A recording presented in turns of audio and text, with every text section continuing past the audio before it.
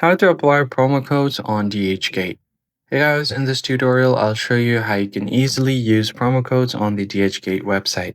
First off, open up your web browser and go to dhgate.com and make sure to log into your account. Now you're just going to have to add some items to your cart. So I've already done that.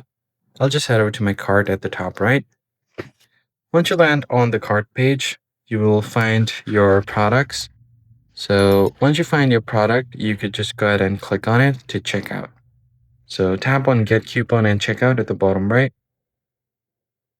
And on this checkout page, you first have to enter your shipping address. And once that is done, if you scroll down a bit, here you have an option to select a coupon. Just tap on this. If you already have any coupon, you can select your existing coupons. And if you don't want to use the coupon, select the second option. And if you want to add a new one, just tap on this, paste your coupon code, tap on add, and if this is valid, you should be able to add the coupon for your DHgate. Now tap on OK, and you could just confirm to pay, and you should be good to go. That's how you basically use a promo code on DHgate. If you found the tutorial helpful, be sure to like the video down below and subscribe. I'll see you guys on the next one.